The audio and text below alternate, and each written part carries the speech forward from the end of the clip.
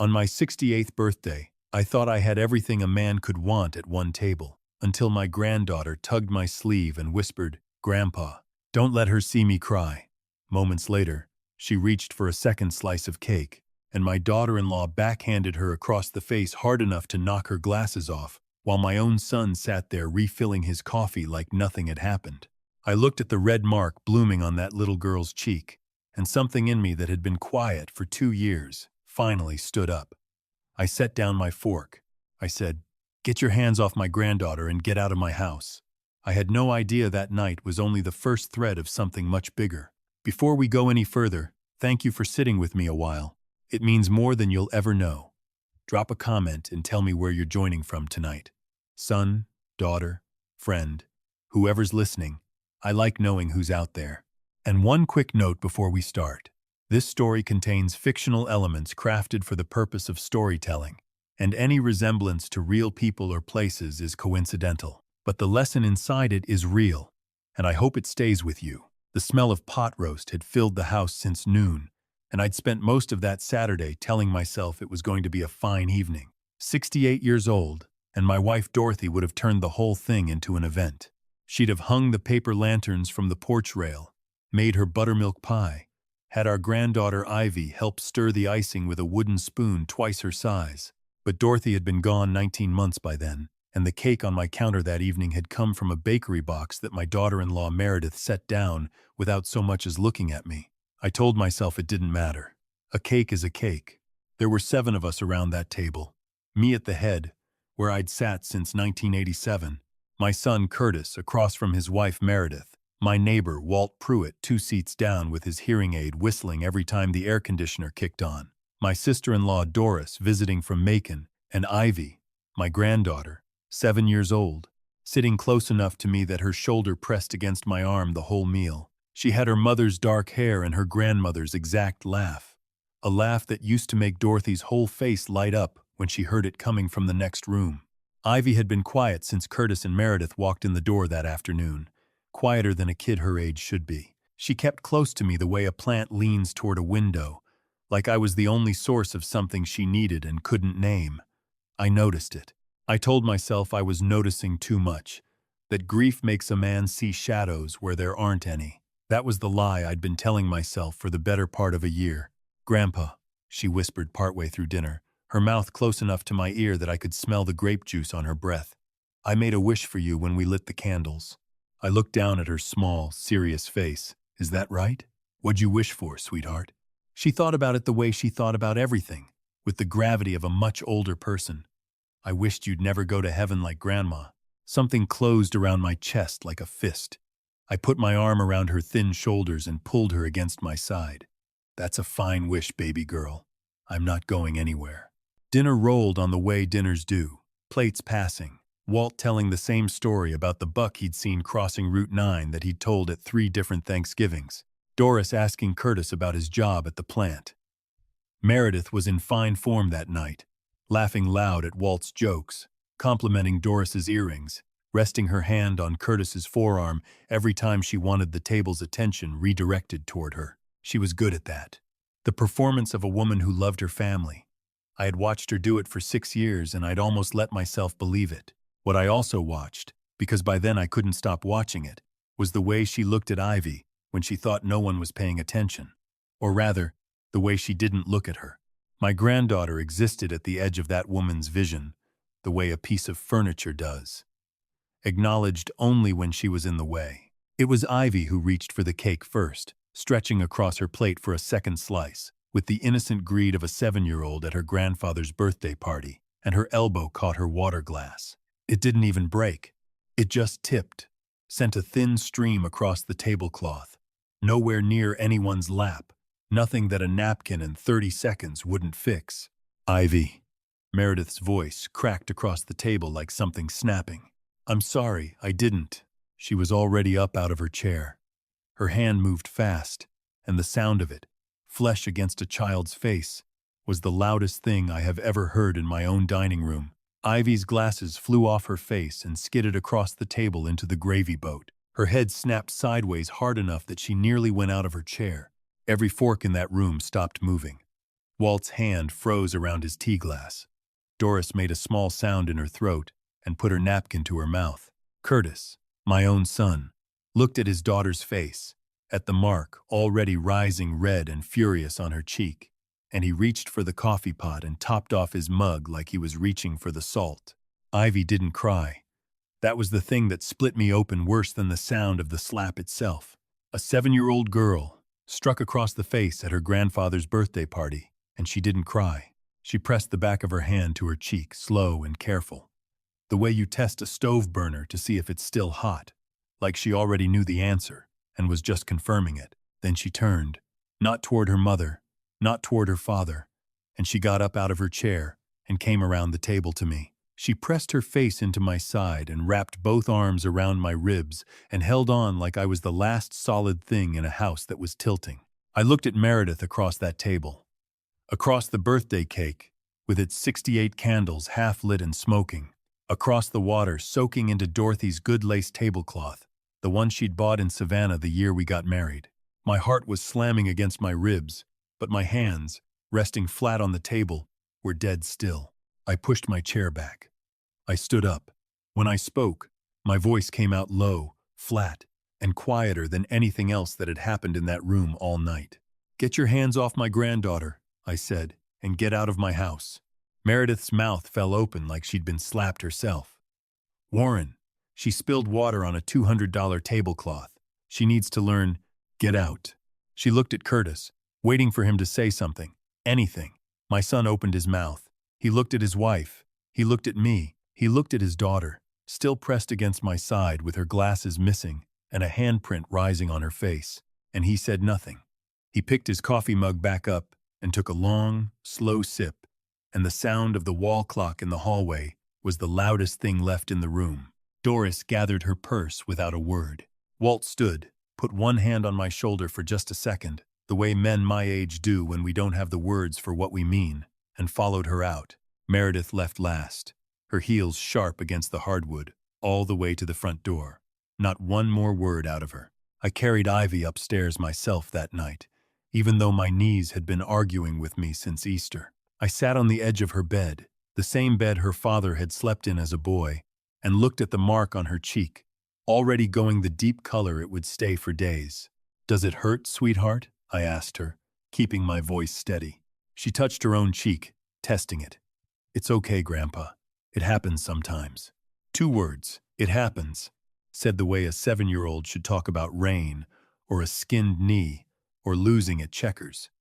Not about the back of her mother's hand across her face at her grandfather's birthday dinner. I sat with her until her breathing slowed and her hand went loose in mine.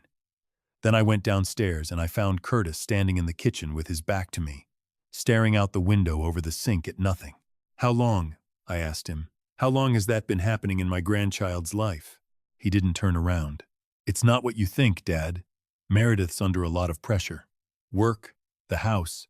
Ivy's been acting out lately. She's been—" "Don't." I said it quiet, but it stopped him cold. "Don't you dare tell me what I saw wasn't what I saw. I raised you in this house. I did not raise you to stand there and pour coffee while your own daughter gets struck across the face." He was quiet a long time. When he finally spoke, his voice had the thin, worn-out sound of a man who'd been carrying something heavy for longer than he could remember starting. "You don't understand what it's like living with her, Dad. You don't know what she does when nobody's watching." I should have pushed harder that night. I should have sat him down and made him say every word of it out loud right then, made him look me in the eye and finish that sentence. Instead, I told him to go home, to take his daughter and get some sleep, and we'd talk in the morning. I have replayed that decision more times than I can count. That was the night I chose patience over pursuit. And patience, I would come to learn, is sometimes just fear with better manners. Curtis and Ivy didn't come back the next morning, or the one after that. 3 days passed, then a week. Meredith answered my calls with a voice like ice water, telling me Ivy had a stomach bug, that they were staying close to home, that I was welcome to see her once things settled down. Things did not settle down. 2 weeks became a month became 3. I threw myself into cleaning out Dorothy's old sewing room during those months, the one room in the house I hadn't touched since she passed. mostly because I needed something to do with my hands that wasn't dialing my son's number and getting his voicemail. It was in the bottom drawer of her cedar chest, underneath a stack of quilting squares she'd never gotten around to sewing, that I found the shoebox. It wasn't labeled. Just an old shoebox, the cardboard soft at the corners from handling, tied shut with a length of blue ribbon, like it was something she'd meant to wrap and give to someone. My hands were shaking before I even got the ribbon undone. Inside was a spiral notebook, the cheap kind you'd buy at a drugstore, half filled with Dorothy's small, careful handwriting. There was a manila envelope, sealed, with my name written on the front in her hand. And there was a photograph, a Polaroid, of Ivy, asleep on Dorothy's shoulder in the porch swing, taken maybe a year and a half before Dorothy died. On the back, in blue ink, "Watch for her, Warren." Something isn't right. I sat on the floor of that sewing room for a long time before I could make myself open the notebook. Dorothy had started writing in it almost 2 years before she died. Dates, times, small things at first.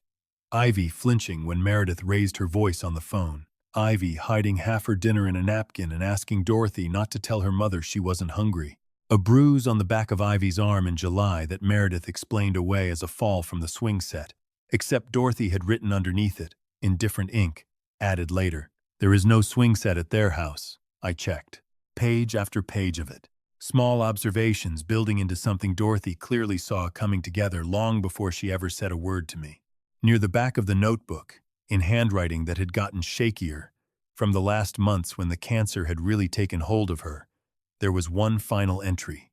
"I am too tired to fight this the way it needs fighting. Warren will know what to do when he's ready to see it. I am so sorry, baby girl. I am leaving this for your grandfather, because I trust him more than I trust myself right now, to have the strength." I sat with my back against Dorothy's cedar chest and I cried in a way I hadn't let myself cry since the funeral. Not for her. For every month I had spent since her death wrapped up in my own grief, too far inside my own loss to see what she'd already seen, what she'd been carrying alone while she was dying. I opened the manila envelope next. Inside was a single sheet of paper, a printout from a website, Cornerstone Family Advisory Group, along with 3 photographs of a man in a gray suit standing on my son's front porch. On the back of the photographs, in Dorothy's writing, "Same man, 3 visits, April 9th, April 23rd, May 6th, always when Curtis is at work. He is not a salesman." I did not understand what I was looking at yet. I would understand within the week, and it would turn out to be so much larger and so much worse than a slap across a little girl's face. I called Ruth Delaney the next morning. Ruth was my late brother's daughter, my niece, a family law attorney down in Charleston who I hadn't spoken to in longer than I was proud of. I read her the notebook over the phone, page by page, my voice breaking more than once. When I got to the part about the man in the gray suit and the name Cornerstone Family Advisory Group, she went quiet in a way that told me she already knew something I didn't. "Uncle Warren," she said slowly, "I need you to email me those photographs right now, and I need you to tell me if you've signed anything for Meredith or Curtis in the last year.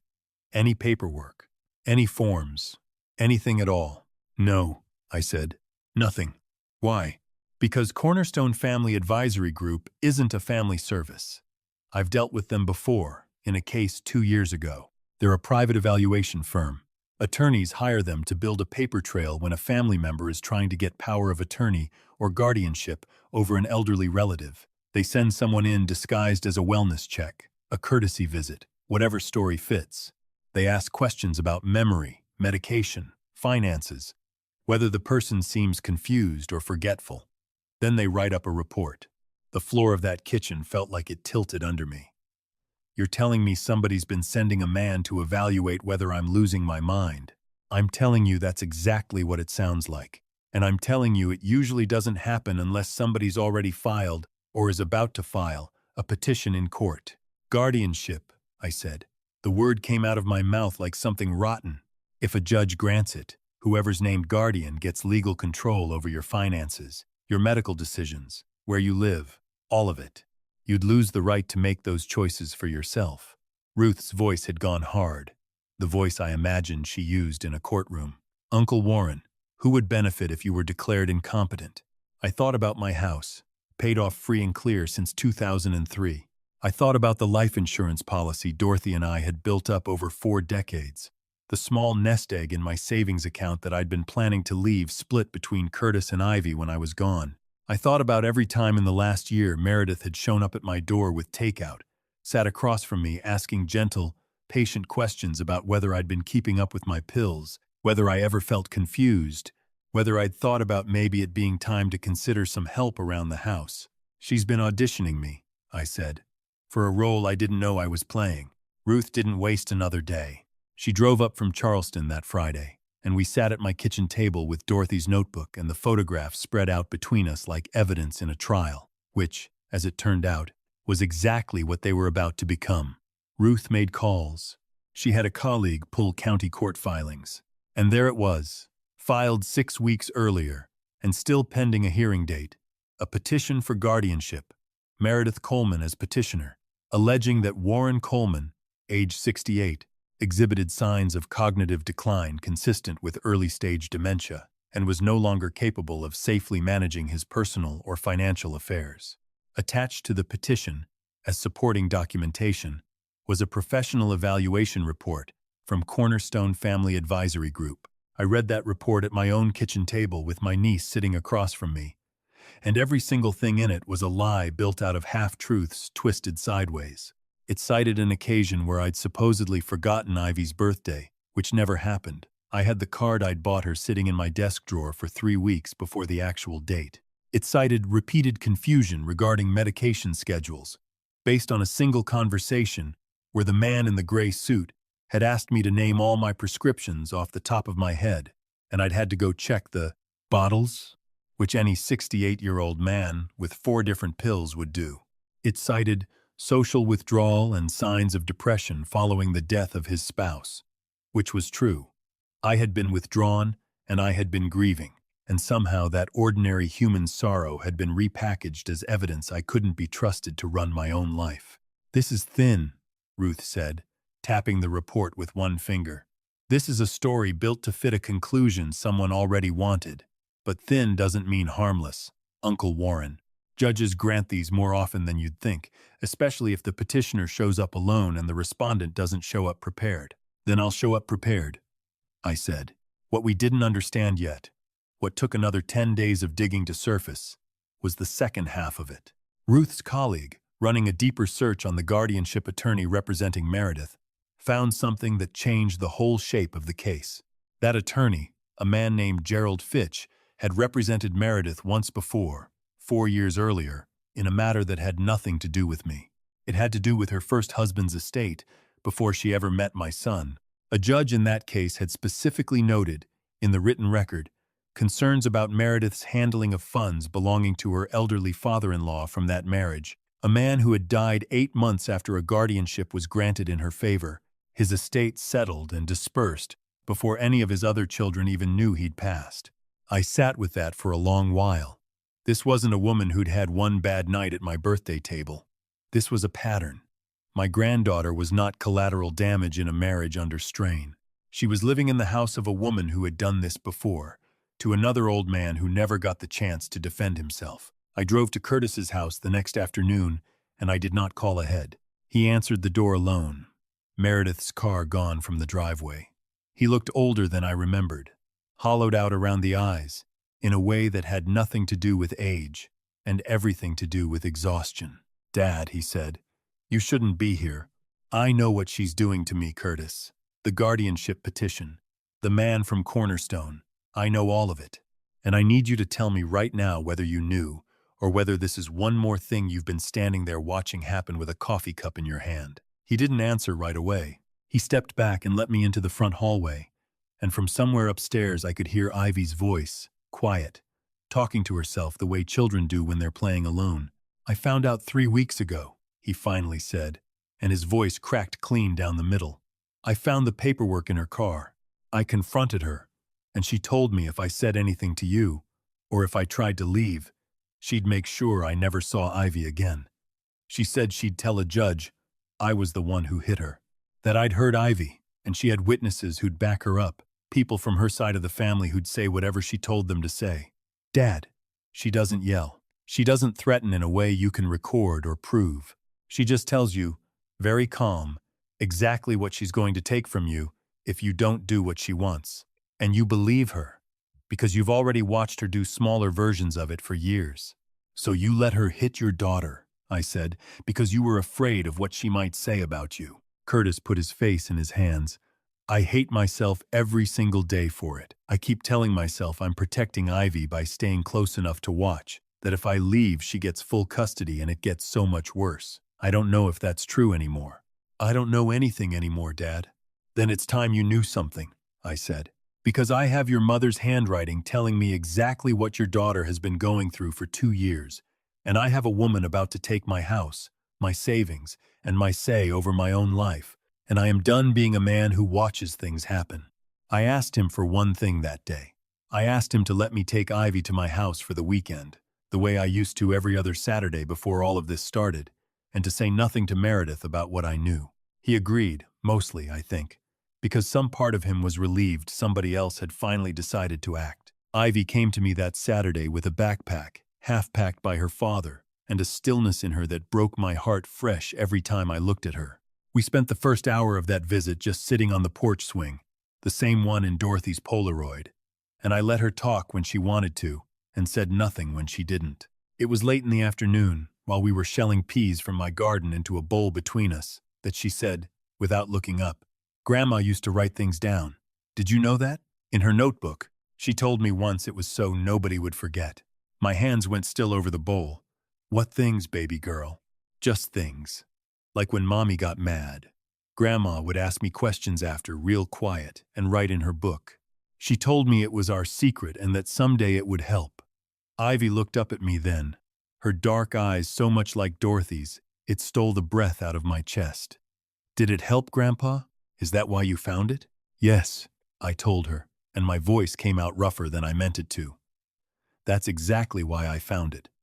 Your grandmother has been taking care of you this whole time, even after she went to heaven. She left me a map, and I finally opened my eyes and started reading it. Ruth filed our response to the guardianship petition that Monday, along with a countermotion asking the court to instead investigate Meredith Coleman for suspected child abuse and for what Ruth's filing called a demonstrated pattern of financial exploitation targeting elderly family members. We attached Dorothy's notebook, entered into evidence as a contemporaneous record. We attached the photographs of the man from Cornerstone. We attached the court record from Meredith's first husband's family, the one involving her elderly father-in-law who died 8 months after she'd been granted guardianship over him. And, at Ruth's advice, I finally called the county's Adult Protective Services hotline myself and reported the wellness check visits as fraudulent, then called Child Protective Services and reported what I'd witnessed at my own dinner table, along with everything in Dorothy's notebook, going back 2 years. A caseworker came out to interview Ivy at Curtis's house 11 days later, alone with the girl, per protocol, no parents in the room. What Ivy told her that afternoon, in her small, steady 7-year-old voice, filled 4 pages of a report that would end up in the court file. It was not one slap at a birthday party. It was a pattern going back further than any of us outside that house had known. Being made to eat alone in her room some nights. Being told she'd caused her mother's headaches, her mother's bad moods, her mother's exhaustion. Being made, at 7 years old, to feel responsible for the temperature of every room she walked into. The hearing was set for late September, 6 weeks out. Those 6 weeks were the longest of my life since the ones after Dorothy's funeral. I did not sleep well. I sat in Dorothy's sewing room some nights with the notebook open on my lap, reading her handwriting over and over, feeling her right there beside me the way I hadn't let myself feel her presence in months, because for the first time since she died, I was finally doing the thing she'd been asking me to do all along. I was paying attention. Curtis moved out of the house he shared with Meredith 3 weeks before the hearing, taking Ivy with him into my guest room, into her father's old childhood bedroom down the hall from mine. Meredith did not take it quietly.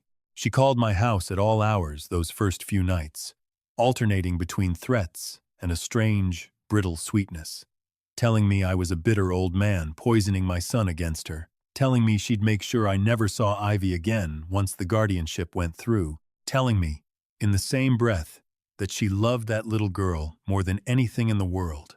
I stopped answering the phone after the fourth night. Ruth told me every call, if I could stand to let it go to voicemail, was one more piece of evidence for the record. And she was right.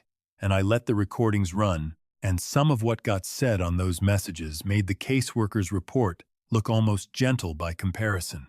The morning of the hearing, I put on the gray suit I'd worn to Dorothy's funeral, the only suit good enough for a day like that one, and I drove to the courthouse with Ruth beside me, and Ivy staying home with Doris, who'd come back up from Macon the week before and hadn't left since.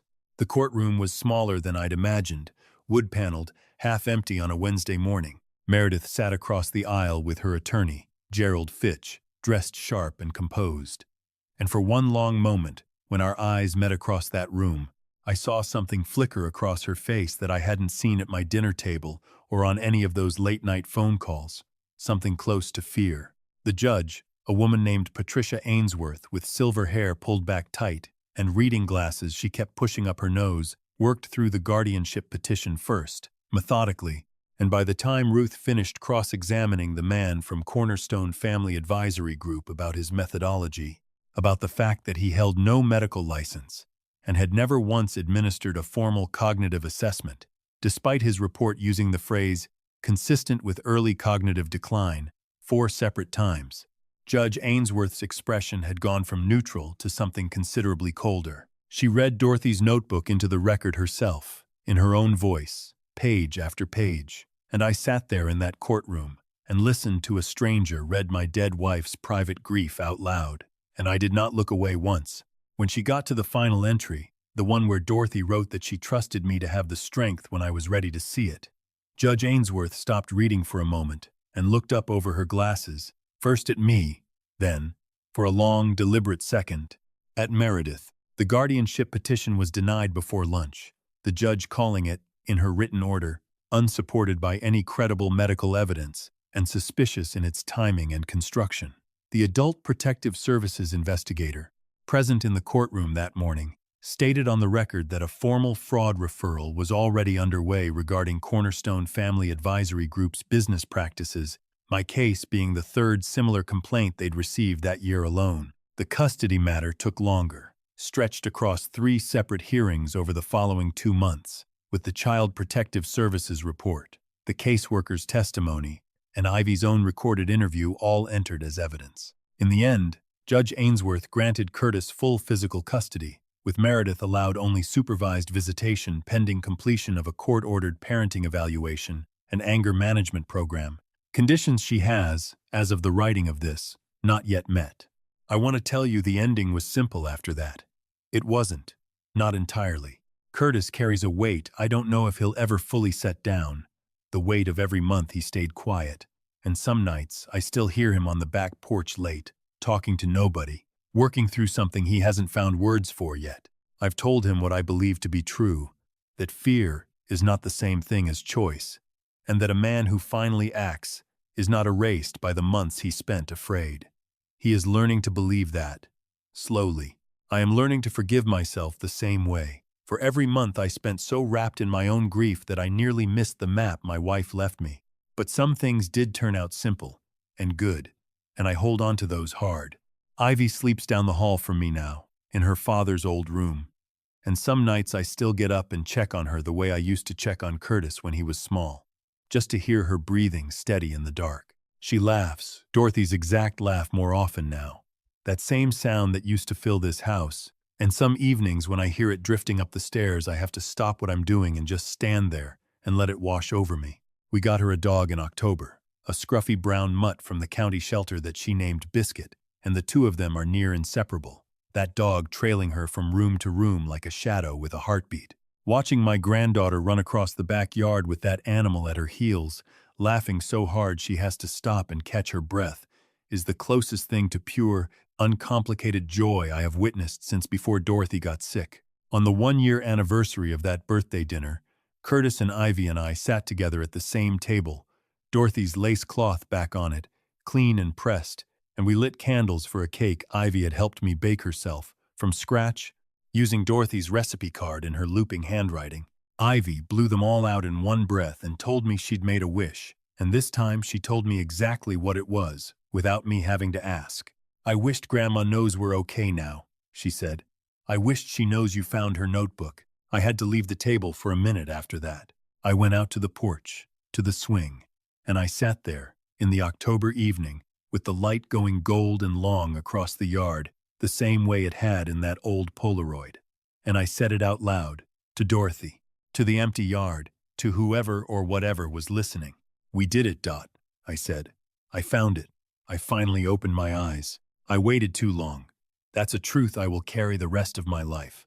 For nearly 2 years, I let my own grief convince me that staying quiet was the same thing as staying out of the way, that giving my son and his wife space was a kindness rather than a slow abandonment of the one person in that house who needed me paying attention. It was not kindness. It was fear wearing a reasonable face. And while I wore it, a 7-year-old girl learned that getting struck across the face was just something that happens, the same way rain happens, the same way a skinned knee happens. If there is one thing this has taught me, one thing I would stop a stranger on the street to say, it's this: the people who love us don't always get to stay long enough to finish what they started. But sometimes, if we're paying attention, they leave us everything we need to finish it ourselves. Dorothy could not stay, but she made sure her love for that little girl outlived her, tucked away in a shoebox, waiting for the day I was finally ready to open it. Don't wait the way I waited. If something in your family feels wrong, if a child you love has gone quiet in a way that doesn't sit right in your gut, trust that feeling before you talk yourself out of it. You do not need a dead wife's notebook and 2 years of silence to stand up at your own table and say, "Not in my house, not to my family, not one more time." Family isn't the people who share your last name. Family is the people who show up when showing up costs them something. The people who stay. The people who finally, even late, even imperfectly, choose to fight. If this story moved something in you tonight, if it reminded you it's never too late to stand up for someone who needs you, leave a comment below and tell me about a time you finally said, "Enough." Share this with someone who needs to hear it tonight. And if you believe love outlasts silence, subscribe so we can keep telling stories that matter to people like you. Thank you, from the bottom of my heart, for staying with me until the very end. One last word. The stories shared here contain fictionalized elements, crafted for the purpose of emotional storytelling and reflection. If that isn't for you, I understand completely, and I hope you find what speaks to your heart elsewhere. But if you're still here with me, I'm grateful you stayed.